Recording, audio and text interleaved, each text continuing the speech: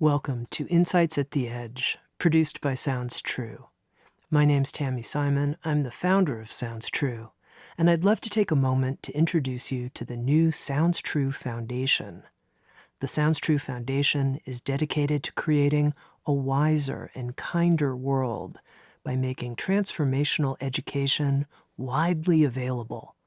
We want everyone to have access to transformational tools such as mindfulness, emotional awareness, and self-compassion, regardless of financial, social, or physical challenges.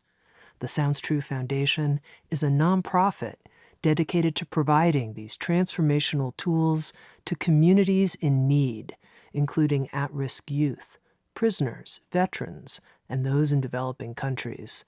If you'd like to learn more or feel inspired to become a supporter, please visit SoundsTrueFoundation.org. You're listening to Insights at the Edge. Today, my guest is Dr. Kristine Klussman. Kristine is a Harvard-trained positive health psychology researcher, clinician, and community organizer dedicated to helping individuals more effectively solve societal problems by emphasizing personal accountability and transformation. She's the founder of the Purpose Project, as well as its research arm, the Connection Lab, a nonprofit think tank committed to the scientific research, exploration, education, and practice of authentic connection. With Sounds True, Kristine Klussman has written a beautiful new book called Connection: How to Find the Life You're Looking For in the Life You Have. Kristine is remarkably soft-spoken, practical, and generous. Take a listen.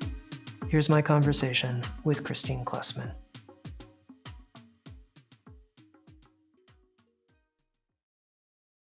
Kristine, as the founder of the Purpose Project, as well as its research arm, Connection Lab, let's start by having our listeners learn a little bit about what is the Purpose Project. And then we'll also talk some about the research you conduct at the Connection Lab. But let's start with the Purpose Project. What is it? Sure. Well, the Purpose Project is actually all about the research. It really is, a think tank, more or less, and kind of a place where my colleagues and I, who are interested in, looking at these topics of meaning and values and how to live our best life, come together, and we're focused on just trying to put out, research that we find, really important, and in a way that, we're not as constrained maybe by academic, institutions, and where we also get to take that research and the results of it and build it into programs or writings or educational, offerings for the community. Mm-hmm. By way of example, help me understand a piece of research you conducted and what the takeaways were from it. Yeah, sure. So we just, for instance, one of the studies that actually I was just looking at this morning was about the relationship between mindfulness, well-being, flourishing, and connection. And one of the takeaways from that study is that um, the three, they all affect each other. That mindfulness, in fact, increases our sense of being connected to ourself, which therein increases our sense of well-being and even our sense of flourishing. So we're kind of looking at, what comes first, the chicken or the egg? And, is it enough just to be mindful?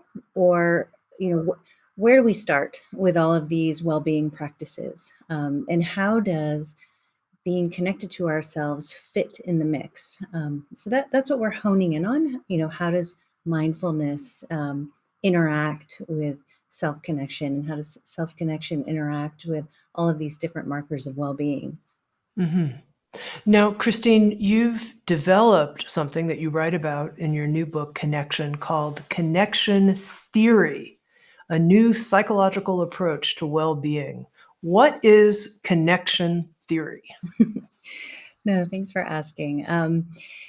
So it's really it's a repackaging of everything that we know that works best. I'm big into trying to look through a holistic lens, or I've always craved meta theories when I was in my graduate school program, and even throughout this whole positive psychology revolution, which I've just been consuming and obsessed with and a part of.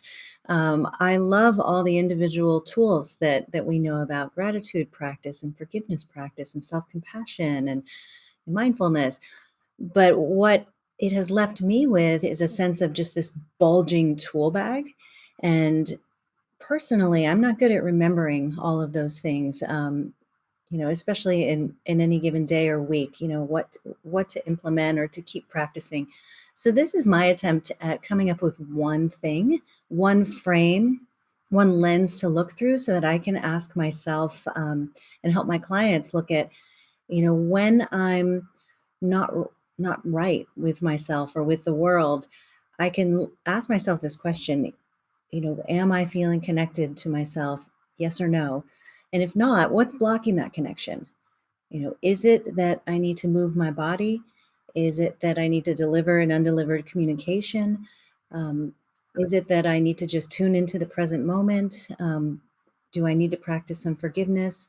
Like, it's a way to sort of access all those and organize all of those tools, but under one umbrella that can kind of be your doorway, so to speak. So You describe asking this question of ourselves, am I feeling connected to myself right now, as the cornerstone technique that you offer in connection theory, cornerstone technique. Am I feeling connected to myself right now?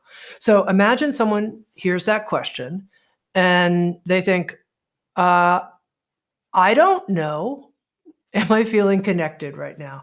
I don't know. What does that even mean? So let's work with it a little bit. And I'm going to throw at you, Kristine, what I think some of the possible responses are when people work with this, because it's a really profound question. And I'm starting to feel into all of its various applications, but I am going to be a little bit devilish here. Am I feeling connected to myself right now? I have no idea. What would you say to that person? I love that answer. That's exactly where I started with it. That's how I felt when I first started asking that question. Um, I think that the what I like to say in the beginning to people is that a way into feeling your way into whether or not you're connected is to just simply tune into, am I feeling a sense of ease or unease? And that can be anywhere in your body and your mind.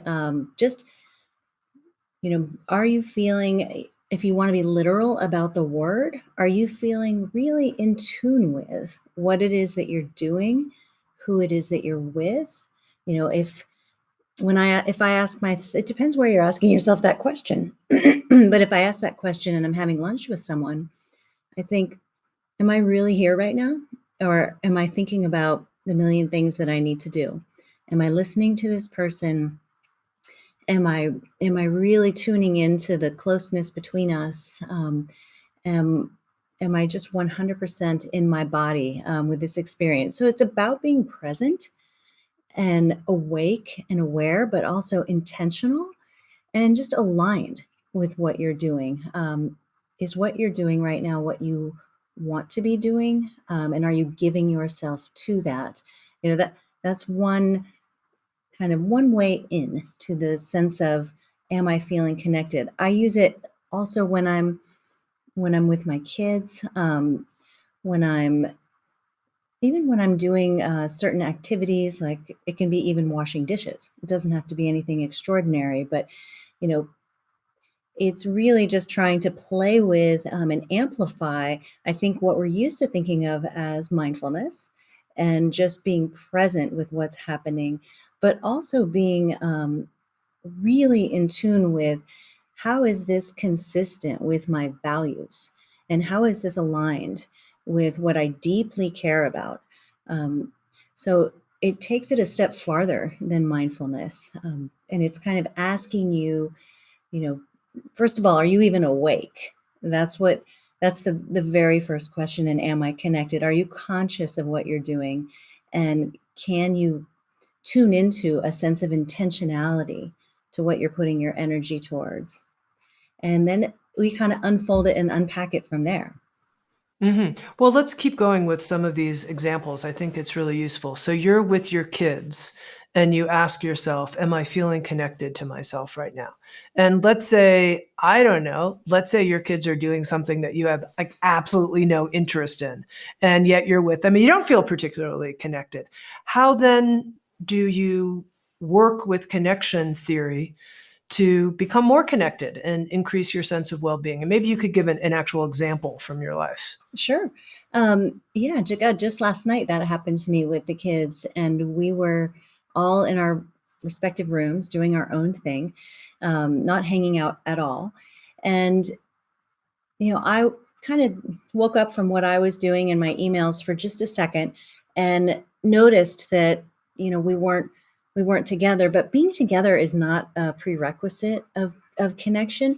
And I asked myself, what am I doing right now? Is this what I want to be doing? Do I want to be doing my emails? You know, do I feel connected to, my intention of how I want to be spending my time this evening? But also, what's the feeling in our household?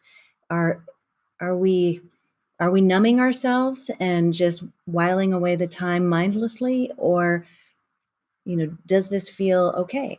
And the answer that I came up with was, actually, this is really nice. Like, there's a nice, comfortable, warm, cohabitating feeling with the house. We've all interacted a lot recently, even just an hour or so ago, and now everybody's just kind of happily doing their own thing. My other son was playing his guitar in the next room, and my older son was doing his homework. And I felt just a warm sense of kind of, I don't want to say invisible connection to them, but contentedness within myself. And I felt like, yep, this moment feels as it should be, and I'm good with it. And the connection part for me was just being awake and asking myself that question and having the opportunity to course correct if, for instance, we hadn't talked all day, or if it didn't feel right that we were all holding up in our rooms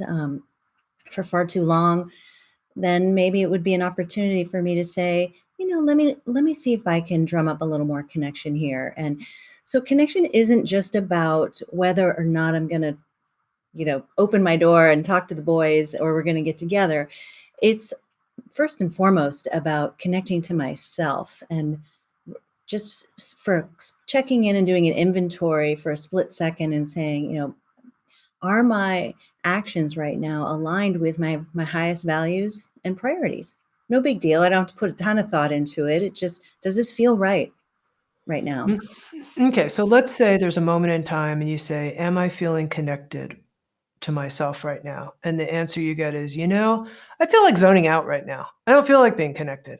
I feel like turning on some of that television series that I think I'm in season 7, Totally. episode 99, and I don't want to ask this question, and I don't want to be connected. What do you think about that? I love that. Because I really do. And I just, I live that example so much, and just did the other night.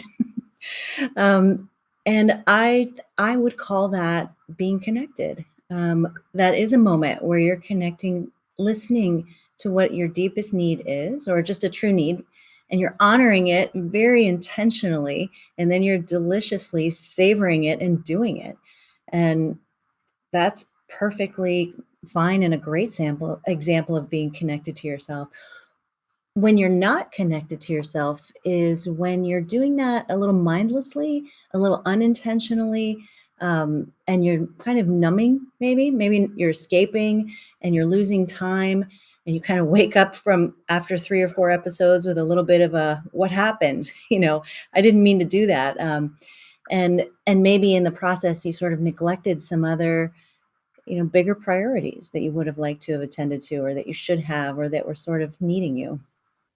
Now, you mentioned that connection theory in some ways takes us even further than mindfulness. And what I'm trying to understand is when somebody's assessing their level of connection in the moment, what underlying skills or capacities do they have to have? Like, for example, I've done a lot of meditation work and I've done a lot of body scan type practices. So for me, when I ask myself, am I connected? I'm tuning in at a somatic level. That's what I'm doing. And I'm kind of seeing, like, am I here? Is there tension in my body? But do you think, is that a necessary skill to have to assess our level of connection? Or could I just go and start thinking about it and just kind of reflect? Would that do the job as well? It's such a good question. I'm really glad you asked that. And it's such a good point, because I do think it's amazing if you have those skills and you know how to tune in somatically. Um, I think many people don't, and a lot of us are kind of cut off from the neck down. Um, and you don't need those skills to. It's a bonus to sort of walk through that doorway of connection. What I find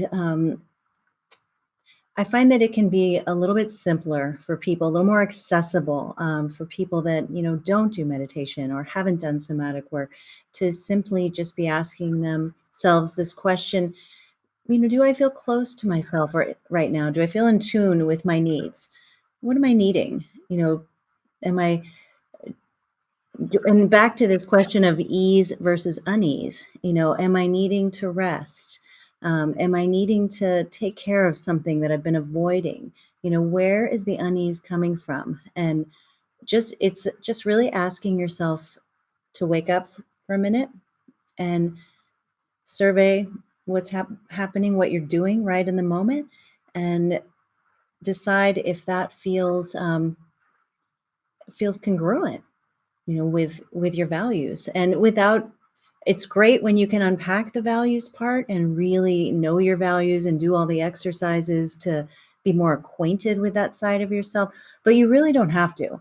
When I first started doing this work, and I was doing it mostly with my parenting, because I found that I was so often just tuned just elsewhere. When I was with my kids, I was going through the motions, and I said I was dutifully you know, doing everything, but just not really given over to the moment, for lack of a better way to say it, or really tuning into the joy, or, you know, and when I start, I just would ask myself that question over and over, am I connected right now? Why not? What am I doing right now? I'm looking at my phone, while my kids are playing Legos. What if I put my phone down and just join in with them a little bit? Do I feel more connected then? Yes. Just super simple. Like, you don't even really have to actually know what connection means. You can just have an idea. People can have different ideas of it themselves.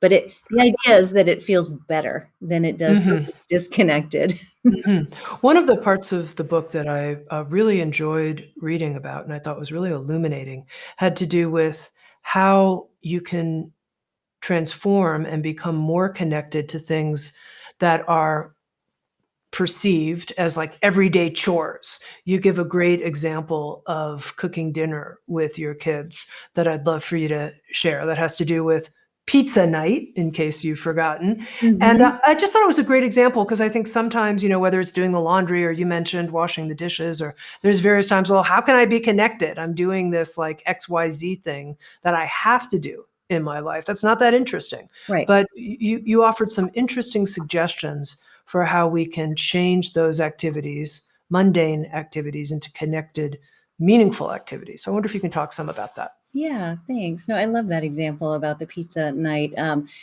That came about just from me taking like a 24-hour inventory of, do I feel connected, yes or no, and what are the circumstances?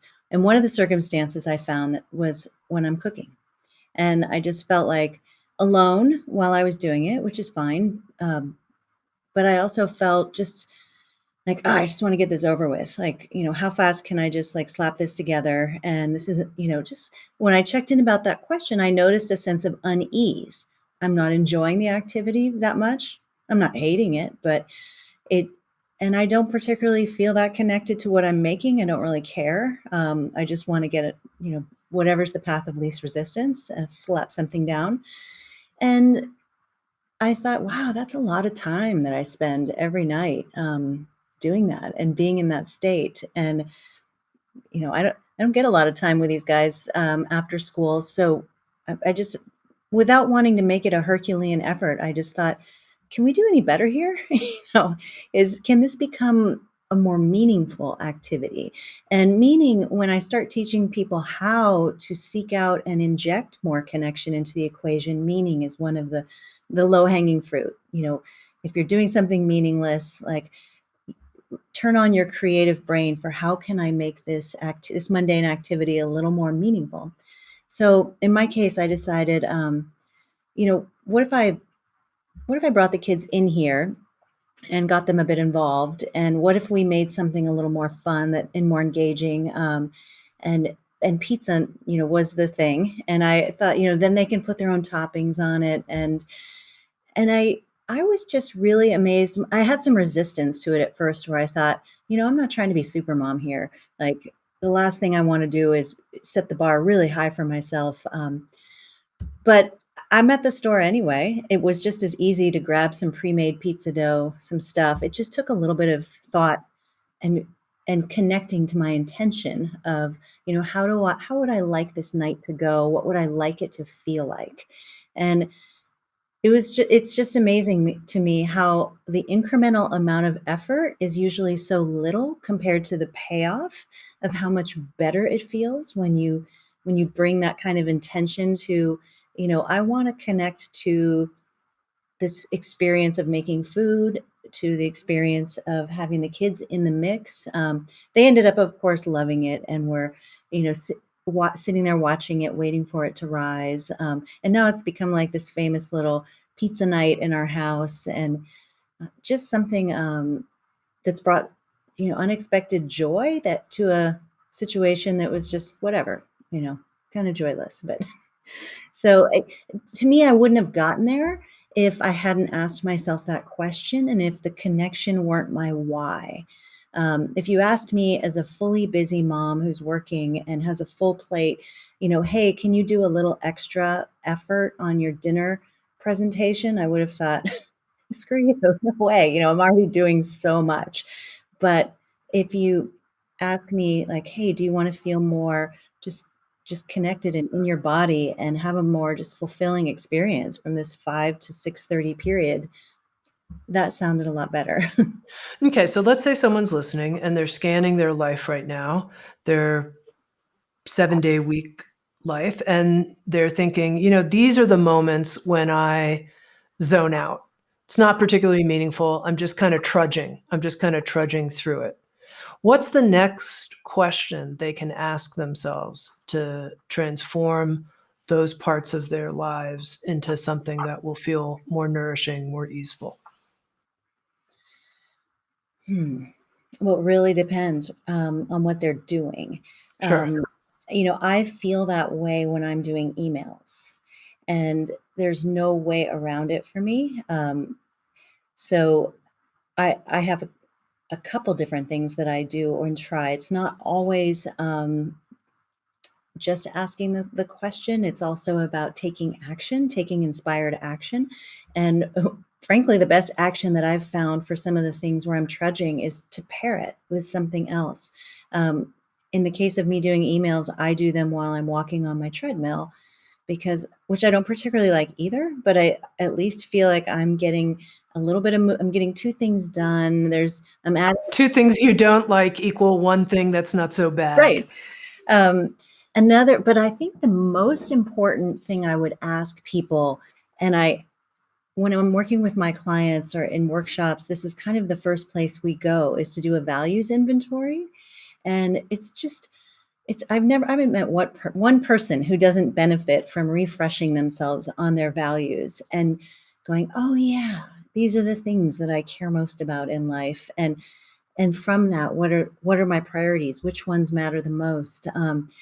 And that's where I would go right away with people, is say, how do we link this, the drudgery, to something that you actually, it's a reframing exercise, something that you care about deeply, that, sitting here doing these emails is in service of this work that, enables you to provide for your family. And, it's trying to find the meaning again and anchoring it in the values.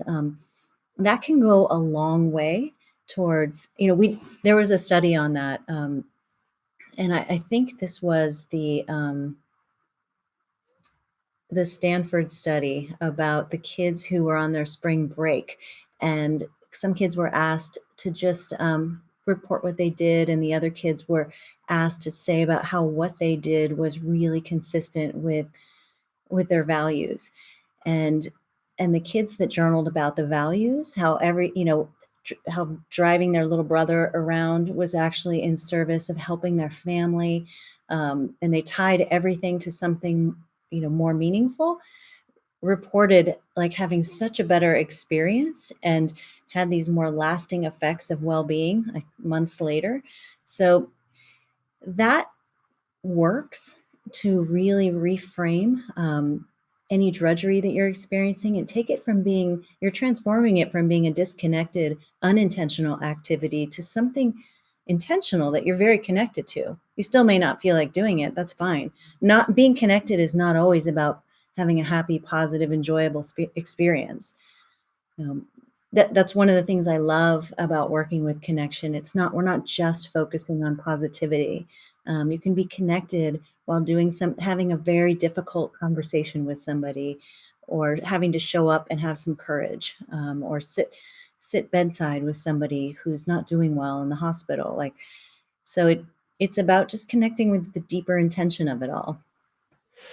Now, in the very beginning, I mentioned that you're the founder of the Purpose Project, and we've been talking a lot about what's meaningful to us and finding meaning in activities. And I think a lot of times people get confused about meaning and purpose. Oh, I'm on purpose, so my life's meaningful. Yes? So first, let's just start. If you can share how you understand the difference between focusing on purpose and focusing on meaning. Yeah, I spend so much time thinking about these distinctions, and they are so important, and they get blended together even with values. Um, and I think that, you know, meaning, I'll start there, are incredibly important clues to what your values are. Um, and your values are incredibly important clues to, what your purpose or your purposes can be or are. And meaning also are important clues to your purpose. So I think meaning in and of itself is not just the end point. That's the point of self-discovery of, what matters to me, what gives my heart an explosion, what lights me up, what do I care about, what feels meaningless. Like, it's equally important to notice what feels meaningless. And that's, to me, just incredible, rich information about what you care about.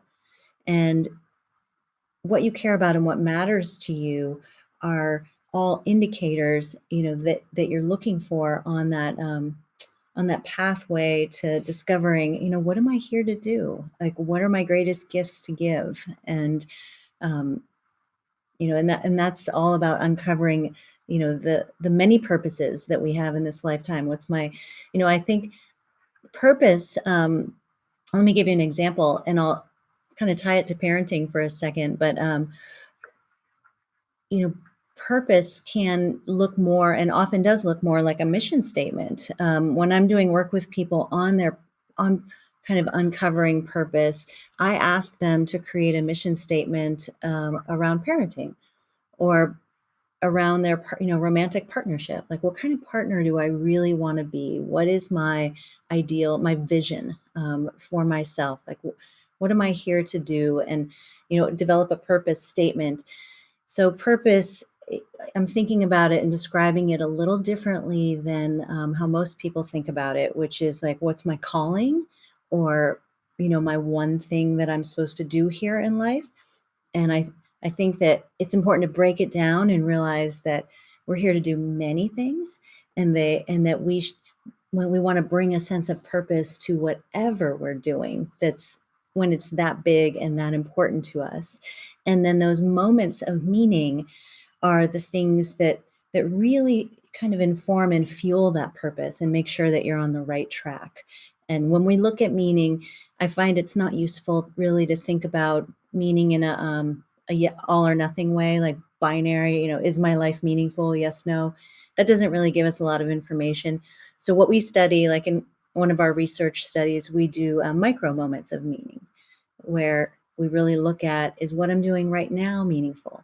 Is this conversation you and I are having meaningful? And kind of be informed at a more granular level of how you're spending your time, what kind of choices you're making, and whether I'm just slapping something together for dinner, or am I doing something, creating my first lasagna that feels just more meaningful. And those are all part of maybe a larger mission statement, my purpose of, what kind of parent do I want to be? What kind of family do I want to have? And it's just about having more intentional, kind of purposeful, or on purpose, living, where there's something that you're aiming for. That's what purpose gives us. It's really more goal directed. You've got your sights set on a vision. So I hope I answered that, but Well, there's a little bit more I want to try to tease apart. I mean, one thing you write about, and you pointed to it here, is misconceptions people have about purpose. One of them is that it's singular. It's possible we could have many different I'm just joking. yeah. Many different purposes. And the other misconception you write about is that our purpose is forever. You're loosening it up and talking more about the many different kinds of purposes we can manifest and how it grows and changes in our life. So I think that's important. I do too. And I think that when I talk to a lot of even my girlfriends are about the concept of purpose, I find that so many people are just in a chokehold about it, like really constricted, and even just feel a tremendous angst. Like, I haven't found my purpose yet, or am I really living my purpose? And it can, again, like meaning, instead of looking at your life in a binary and asking it in a binary question, all or nothing, it what I find loosens it up is to really honor and step back and recognize that purposes are we are just constantly evolving creatures. So we're constantly in a state of having things that are either just beginning to bud like a flower, or we have things that are in full bloom that are happening in our life. And then we also have things that are beginning to wither away, and that are, that have served their purpose and are on the backside. And rather than getting focused on just the answer to that question, what is my purpose? I find it a lot more useful to kind of scrub through your life and really tune into what's trying to emerge. What are the things that might want to be budding? What's capturing my imagination lately? And then also pausing to take stock of what's really what's blooming. Is it my career? Is it my family? Is it my friend? Like, what's really going well for me and is still in full stride, and honoring that. And even though you might have more to give in this world and more purpose that needs to be discovered, it's still important to honor what is working.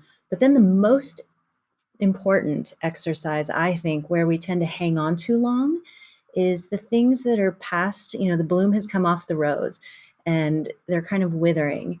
And we cling a little bit, and we're maybe not ready to let go. But it's about making room for purpose is really also about, creating space and letting go of the things that have served their purpose and are no longer serving.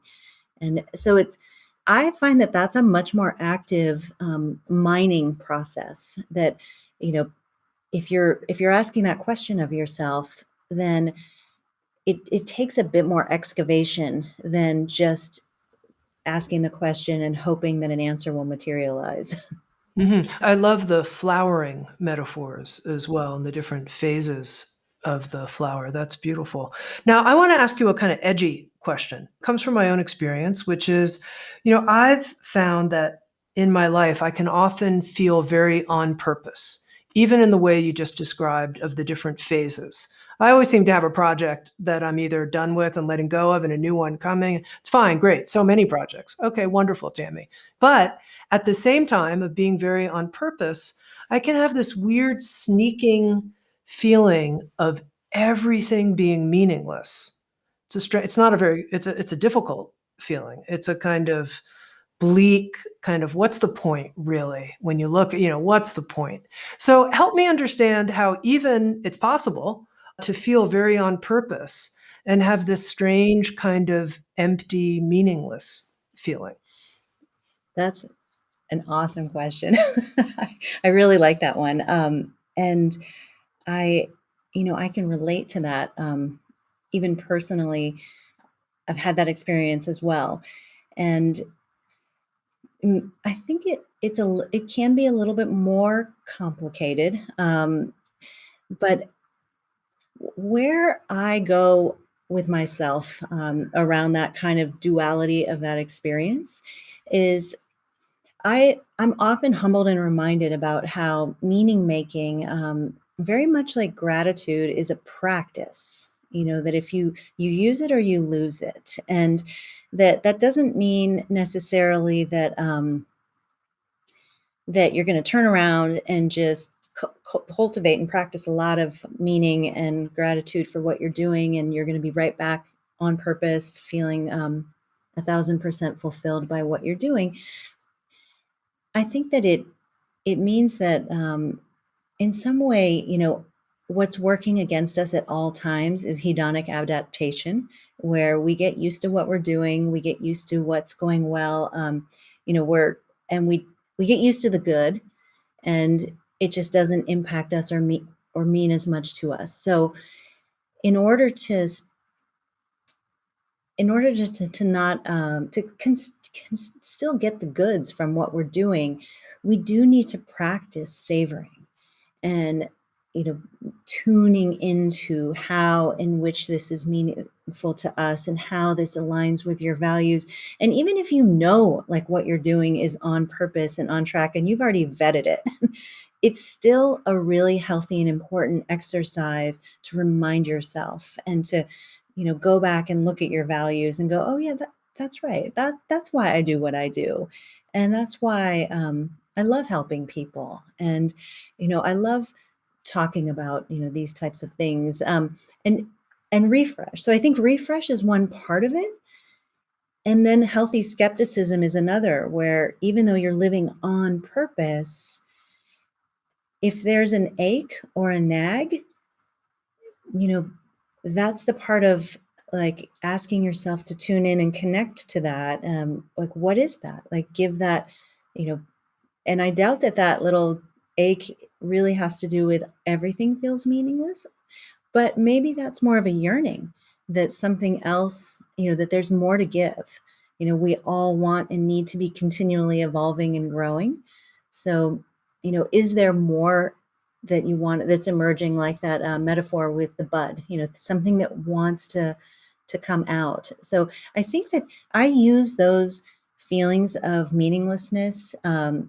Right away, it rings my bell to say, okay, I need to start, cultivating my practice again. And what that looks like for me is just right before I go to bed, I jot down the things that stood out to me as particularly meaningful, kind of like a gratitude practice. And it's highly, highly effective, even in just like 2 or 3 days, to reset and refresh and kind of imbue me with, even like neurologically, like helping me re-experience and re-imbue the experience with more meaning.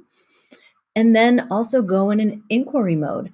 So those would be my two answers, is to, kind of reconnect to the practice of, savoring and, like reminding yourself of how what you're doing is aligned with your values, but then also inquiring skeptically, like using healthy skepticism to say, like, what am I not seeing? Mhm. So, Kristine, I think a lot of people are familiar with the idea at the end of the day of doing a gratitude practice, but I don't think a lot of people are familiar with this suggestion you're offering of doing a practice of reflecting on what's meaningful. So, can you say a little bit more about how to do that at the end of the day? Maybe give an example from your own experience? Yeah, sure.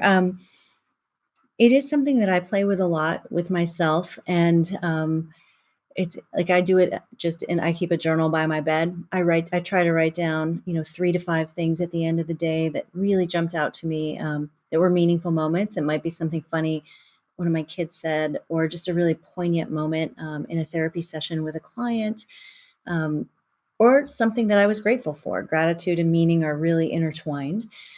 But I think recently a more powerful example is one of my clients, who had a lot of hardship, had lost everything. She's a frontline worker, and one of her explicit complaints to me was, she also lost custody of her kids, and she said, I have nothing. Like, my life is just meaningless, and in a really heavy, heavy way. Objectively, that looked to be very true, on paper, and I wasn't trying to refute her reality in any way, but I said, well, let's just do an experiment with that, a thought experiment, like for the week. Let's just test whether that's how true is that, and let's let's challenge you to see. Let's go meaning hunting, and she was up for it. So, it, in a way that didn't really, we weren't invalidating her experience. You know, we very much said it's absolutely true that you've had all of these horrific losses, and yet there's now we're asking the question: is there still meaning in life? And where can it be found? So she agreed to kind of jot down and push herself to find as many moments of meaning, as little. And I gave her a lot of examples, which really helped kind of prime the pump a bit. But she came back just bursting with examples at our next session of just moments at, she works with homeless folks, and just moments where she was helping people, or somebody held the door for her, or just noticing some spring flowers outside her door. And she was tuning into all kinds of micro moments of meaning and connection with others. And by the second week, she did come back and say, I can't believe I'm going to say this, but my life is filled. There's meaning everywhere. Like, I'm just not in the habit of seeing it. And that's really true for all of us. Like, we just become habituated and kind of not numb, but we're just not in the habit of seeing it. But it is so easily cultivatable that when you train yourself to look for things that, like I said, make your heart burst, or make you smile. It's not hard at all. Like, you can go take a walk around your block, and come back. If I challenged you to go find 5 things, you could do it. You share a very inspiring story in the book about how you borrowed your son's Polaroid camera and did a photo capture of meaningful objects in your house. And I really love that. Tell me about some of the things you took photos of and what the meaning was for you in those photographs. Oh, it evolved. At first, I think it's funny. We ended up using that intervention in our studies, and then in subsequent studies, and we published a Well, it's study. interesting that you call it an intervention. That's interesting in and of itself. Maybe you can explain that. We do now because, we used it in our with some of our, a couple of our published studies. We called it photographing meaning, but it came from, I can't remember what started it. And I was challenging myself. I think I was part of like a workshop or something where we were supposed to find meaning, and I just didn't feel like doing writing or journaling. Sometimes that works great for me and I love it, but photographing is just a much faster way. So I decided I'm going to take pictures of things that are meaningful. And I just quickly exhausted the usual suspects of taking photos of every single animal and person that I love. And and then I had to get more creative, and I found it really interesting to take photos of things that where you're not trying to create a beautiful image, like they don't have to be photo worthy. So then I started to just maybe take photos of an empty room in my house that I just loved the way that I decorated it, and it made me so happy. Or something that I cooked, or I took pictures of some things I cut out of my vegetable garden. I just started collecting moments throughout my day of,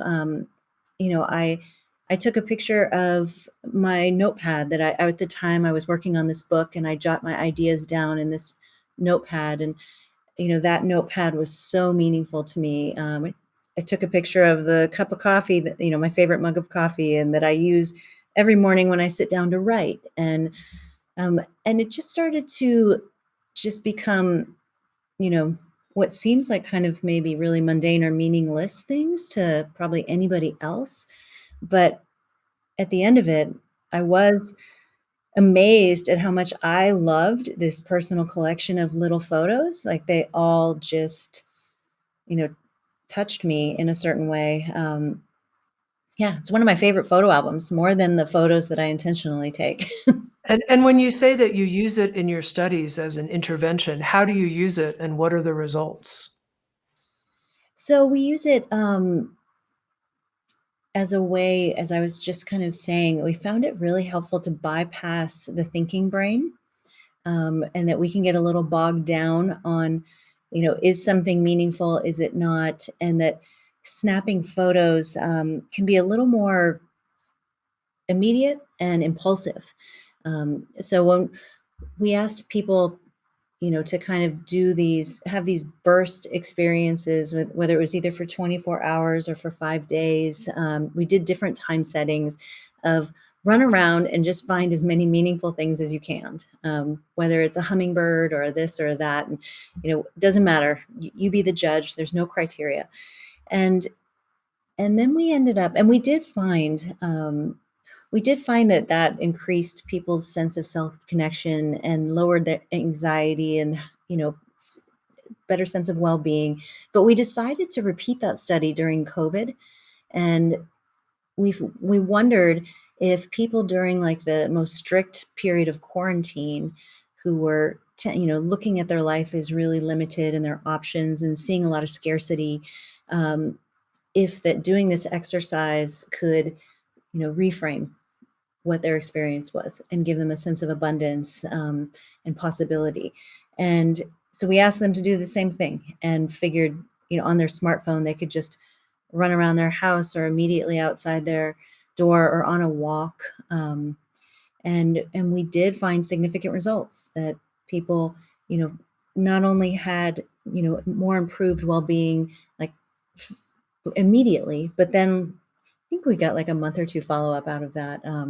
So yeah, it works to, it's really about priming yourself to, like, once you start to see meaning, even after 24 hours, it's like shopping for a car. If you decided that you're looking for a red car and then all of a sudden you notice them everywhere on the road, that's how, cultivation of meaning is, that you start, you let it out of the gates, and it's so, because it's naturally reinforcing and enjoyable and rewarding. So it does take on a life of its own very easily. Beautiful. Mhm. Now, Kristine, we talked about purpose, and you mentioned how there are these misconceptions and that our purpose can be plural, it changes. You gave the example of the different phases of flowers opening in a garden. There's also, though, a section in the book where you're talking about purpose, where you do describe what it's like to find a sense of higher purpose or a grand purpose in your life. And I wonder if you can talk some about that. Does everybody have this higher purpose, this grand purpose? They not necessarily. Everyone has the opportunity for that. And it's something important to know about, but not from a sense of feeling pressured, like it's something that you have to do. But it, I was laying that out for my readers as part of the Maslow's hierarchy. Like, the very top of Maslow's hierarchy is self-actualization, and which all human beings, once we get kind of our lower needs met, it's a natural, instinctive yearning for ascension to that place, to whether that's know thyself, like or finding your purpose. But I view your grand purpose as like the very tip of that triangle. And the one ingredient that requires is that what you're doing, um, you know, whatever gift that you're giving to this world, whatever your work is, and that can be, paid work, non-paid work, parenting, you define it. But if it's in service of something beyond yourself, something greater than yourself, and that transcendent, that um, it's not just about you, and it's not just about making money, or um, getting some of the lower level needs met. That's some of the greatest wisdom thinkers in the world talk about that being just the ultimate bliss, that Mhm. not all of us get to do. I mean, many of us are still just have to do what we have to do as a means to an end. Um, but it's a wonderful thing to aspire to, and to think about, how could I show up to that next level? What does that look like for me? And maybe that's just in the form of volunteer work, or, but how do, it's that feeling that I think we all want to access. And And in writing about this and this idea of giving of ourselves something to serve other people beyond ourselves, you write about yourself in what I thought was a very vulnerable way. And I wanted to ask you about this. It really struck me. You wrote, "One of my gifts is thinking, learning, researching, and writing about authentic connection, not because I'm good at it, but because I've always had a huge hole in my heart." And I thought, huh, Kristine Klussman's always had a huge hole in her heart, and that's what's informing this work underneath connection theory. And I want to know more about that. And if you still feel like you have that, is that just part of your design this lifetime? Or is all the work that you've done with authentic connection change that in some way? oh, well, thank you for asking that question. I actually forgot about that part in the book. That is a tender part.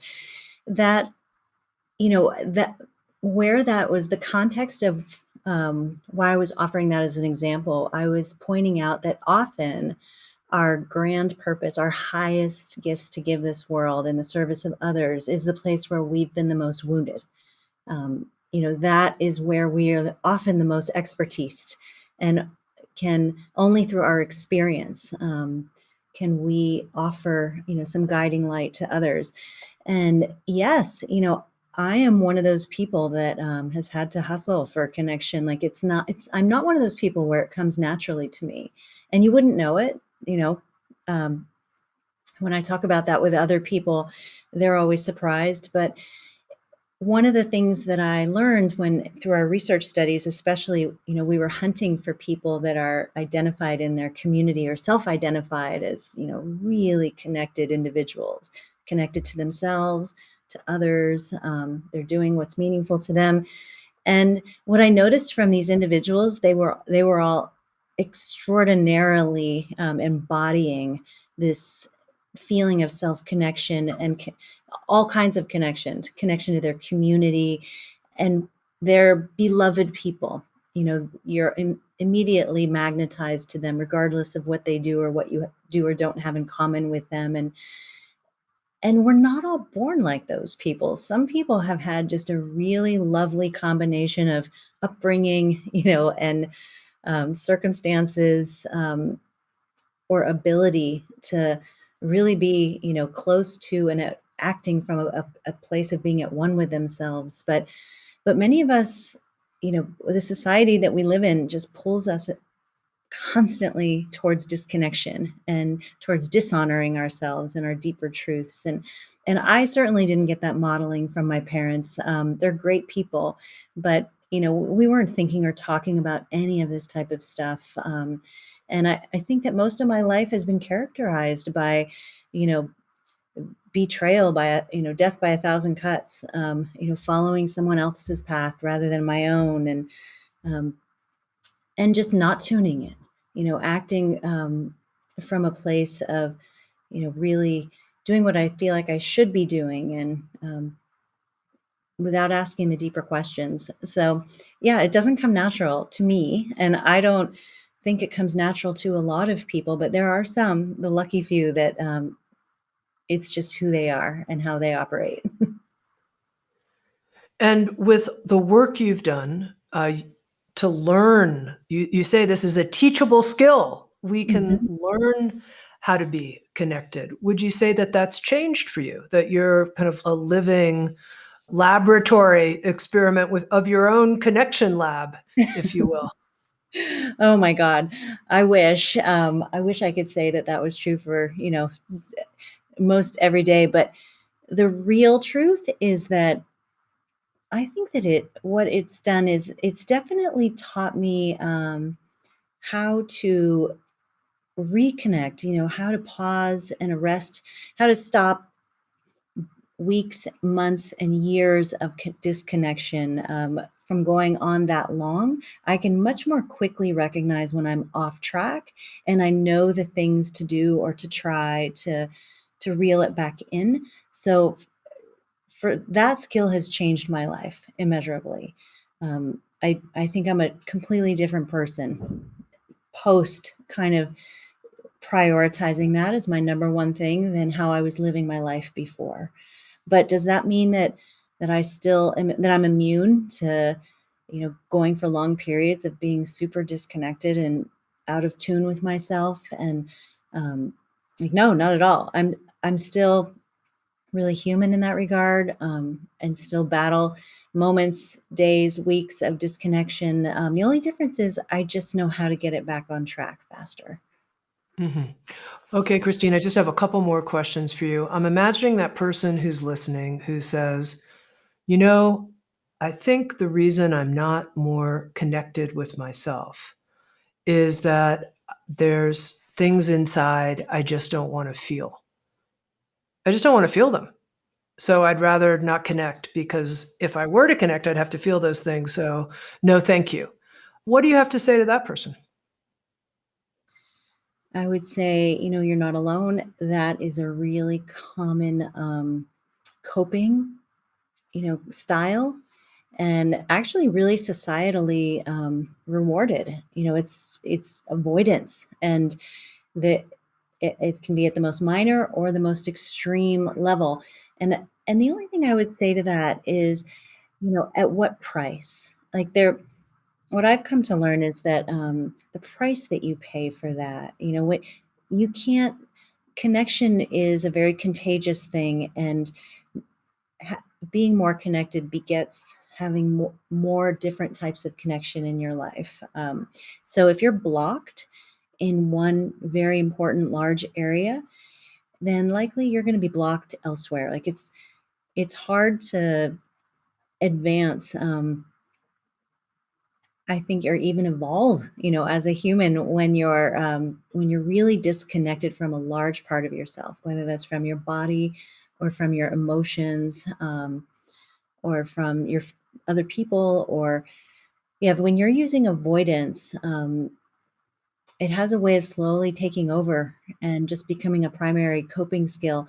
And I'm not saying that facing your emotions is easy, but it is also a skill, something you can titrate and make friends with. And, you know, there's a process for that too. And it's a really worthy process, because when you can invite those emotions to have a seat at the table and let them know that, everybody belongs there, and not let them run the show necessarily, but it's often surprising how much less scary and painful and difficult that process really is, and how great the rewards are. I think so. When people are operating in that way, they're overestimating the threat, and they're underestimating the reward of doing it differently. Beautiful. And then also, let's imagine that person who says, as I'm listening, the challenge I'm having is I don't feel as connected with XYZ person. I wish I was, but I'm not as connected to this other person. But I don't really want to say the things that I haven't been saying that would allow me to be more connected, because I don't really want to say those things. I don't really want to say those things. I don't have the courage, or it's too risky, or something like that. Therefore, I'm not as connected as I would like to be. What would you say to that listener? I would say it, so that's really then kind of settling, right? Like, that's saying, I'm going to settle for less than, um, the closest, most unblocked relationship I could have with this person. And and in that scenario, maybe it's somebody at work, and maybe that's kind of an appropriate coping, just to get through what you need to get through, for a period of time. Or if it's somebody else closer, maybe the cost is really great. I think that it's really about looking at that cost benefit ratio of, where am I trading off being connected? And being connected doesn't mean you have to be close to everybody, or in a close relationship with everybody that you're relating with. It's it's about knowing what your priorities are, and who and what really matters to you, and even knowing what doesn't serve you and who doesn't serve you. So ideally, if you can move those people, to an outer periphery of your life, that's better. Um, but I think that tuning into what the cost is a really important starting point of being able to make the decision about, and it's about being just conscious, so that these don't become unconscious trades that we're making. Mhm. Okay, Kristine, I'm going to ask you just one final question. First, I want to thank you for being so forthcoming, vulnerable, straightforward, and helpful. Thank you Thank for you. that. Yeah. And my final question has to do with this whole notion of introducing a new theory in the world. So here you're introducing connection theory. And it's interesting to me. I mean, you're such a humble person, and soft spoken, and yet you're introducing a new theory in the world of psychological research and understanding. So I'd like to understand a little bit why make it a theory versus just like, these are some thoughts you've been having, Right. and what does it mean that it's a theory, and what's your hope for connection theory? And that's the note we'll end on. That's such a huge question. Okay, let me tackle that. Thank you. So I think, rather than, why a theory instead of a component? And I think I'm just done with all of the components in the psychology, psychiatry, the field of well-being, and all these tips and tricks, and everybody in their own little corner, not considering each other's work. I felt frustrated as a graduate student, and even as a therapist trying to help my clients. I craved a holistic framework, and one for my own life too.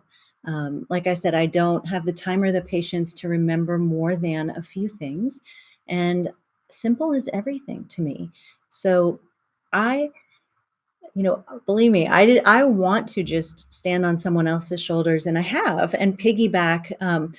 I guess I'm just not satisfied. I want to be able to use everybody's work, and bring it together in a way that, I feel has been boiled down and condensed, and provides a logical order of here's how you use all of this, and here's how here's where you start. And so more than anything, didn't necessarily want to offer a new theory, but I felt compelled to because it just didn't exist. And I needed a language to and something, honestly, to be able to test and measure and not just look at it in isolation, but see how it works with everything else. Um, so I think just mainly because I have found that to be the most useful with myself, with my clients, with my research subjects, and you know, I think that theories, there's a ton of them. They're a dime a dozen. It's not particularly groundbreaking to introduce a theory. It's really about, is it useful, and does it have that kind of on the ground value? And if so, I mean, I'm really just repackaging what has already been said and done, and we know works and is very useful, and helping people take it in a really digestible way, and simplifying it. That's kind of my whole goal, is to simplify this whole vast question of how do we live our best life, and everything that we've come to learn from the field of positive psychology and all the wisdom traditions.